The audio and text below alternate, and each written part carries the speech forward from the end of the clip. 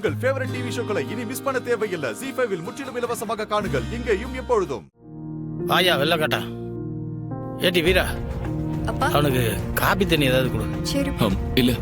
இல்லங்க இருக்கட்டும், எதுவும் வேண்டாம்.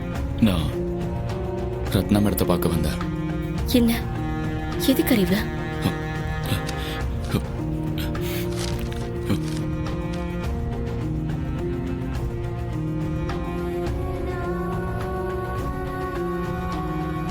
என்னது இது? என்னோட ரெசிக்னேஷன் லெட்டர், ராஜினாமா கடிதம். நான் வேலையை ரிசைன் பண்றேன். ஏல கூறு கட்டவனே, யாராவது வாத்தியார் வேலையை வேண்டான்னு சொல்லுவாங்களா? சார், ஸ்கூல்ல நிறைய பசங்க உங்களை நம்பி தானே படிக்கிறாவ. நீங்களே வேலையை விட்டு போலாமா சார்? அறிவு, தப்பு பண்ணாதீங்க. எதுக்கு இந்த ரெசிக்னேஷன்? இந்த ராஜினாமா எனக்காக இல்ல சிஸ்டர், ரத்னாவுக்காக. நான் இந்த ஊர்ல இருந்தா ரத்னாவுக்கு தான் மறுபடியும் பிரச்சனை வரும். அதான் ஊரை விட்டு போலான்னு முடிவு பண்ணிட்டேன். ரத்னா மேடம், இதை வாங்கிக்கோங்க.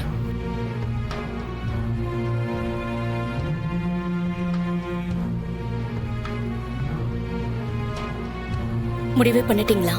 ரொம்ப தெளிவா யோசிச்சு முடிவு பண்ணிருக்கேன். ப்ளீஸ் வாங்கிக்கோங்க.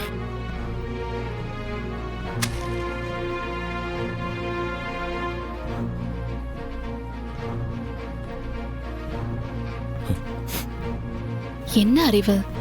ஆம்பளையோ பொம்பளையோ மனுஷனா இருந்தா ஜெயிக்கிற வரைக்கும் போராடுறதுக்கு பொறுமை வேணும்ல.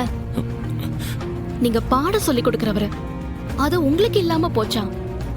என்ன அறிவு இது? வெங்கடேஷ் ஒரு கிரிமினல். அவனுக்கு பயந்து நீங்க ஏங்க ரிசைன் பண்ணணும்? படிச்சவர் தானே. உங்க மேல நியாயம் இருந்தா போராடி ஜெயிச்சே ஆகணுங்கிற உறுதி வேணாமா? சொல்லுங்க. என்னை பொறுத்த வரைக்கும் ரத்னா நிம்மதியா இருக்கணும். எனக்கு அது போதும்.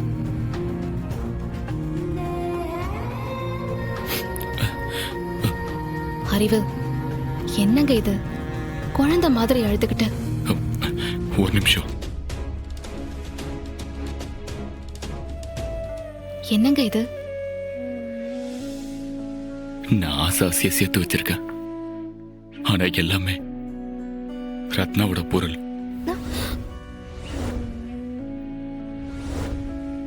இது அவங்க கிட்டே கொடுத்துருதான முறை. அதான் ரத்னா கிட்ட கொடுத்துருங்க. அக்காவோட பொருளுங்களா? திருடுனீங்களா சார்? திருடல, ஆனா ஆசாசி எடுத்து வச்சது. பாத்து.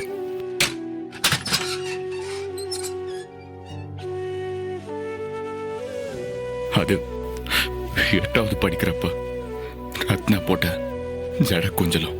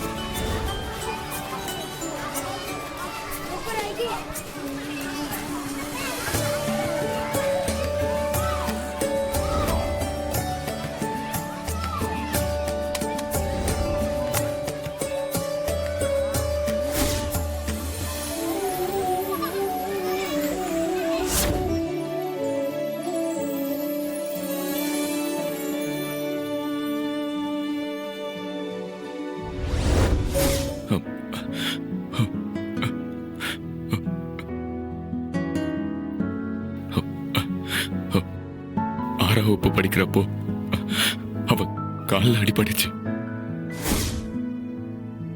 அப்ப தொடச்ச பஞ்சு இது ரத்னாவோட ரத்தம். அதுல இருக்கிற எல்லா பொருளுமே ரத்னாவோட தான். அவகிட்டே கொடுத்துருங்க. நில்லுங்க. எல்லாத்தையும் இத்தனை வருஷமா எதுக்கு பத்திரமா வச்சிருந்தீங்க? அவ கேக்குறாள், பதில் சொல்லுங்க. எங்க காரணம் இல்லாமலையா இது அம்பட்டியே சேர்த்து வச்சிருக்கியா?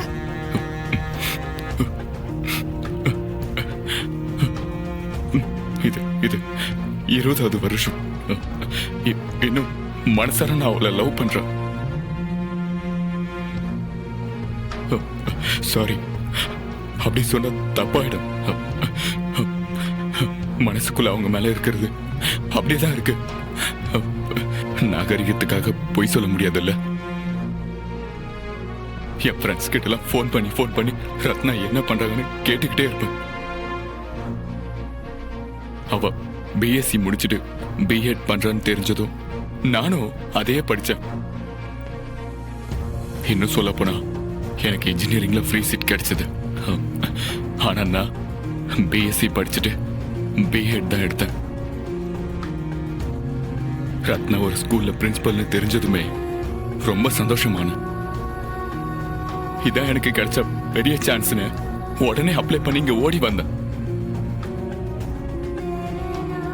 வந்ததுக்கு அப்புறம் தான் ரத்னா ஆல்ரெடி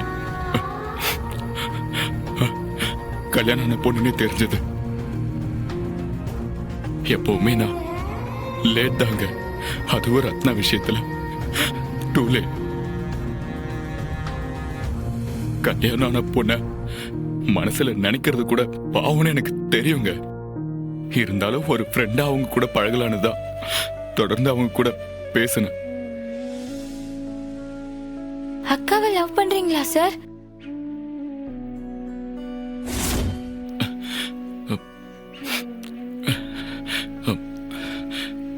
ஆமா, ஒரு பக்கம் அது சரிதான். பட் அவளுக்கு கல்யாணம் ஆயிடுச்சுன்னு தெரிஞ்ச அடுத்த செகண்ட்ல இருந்து சத்தியமா நான் அவளுக்கு ஃப்ரெண்டா மட்டும்தான் இருந்தேன்.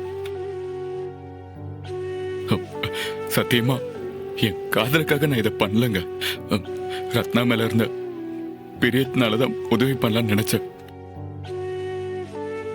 ஆனா நான் பண்ண உதவியே ரத்னாவுக்கு பெரிய பிரச்சனையா மாறிடுச்சு.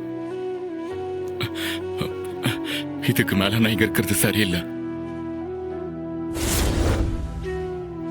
ரத்னாவோட பொருளும் என்கிட்ட இருக்கிறது சரியில்லை.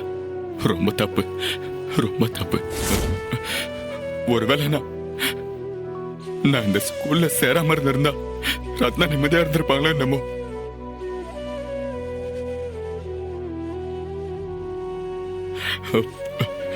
சாரி சாரி, நான் சாரி சொன்னேன்னு ரத்னா கிட்ட சொல்லிடுங்க. நான் வரேன்.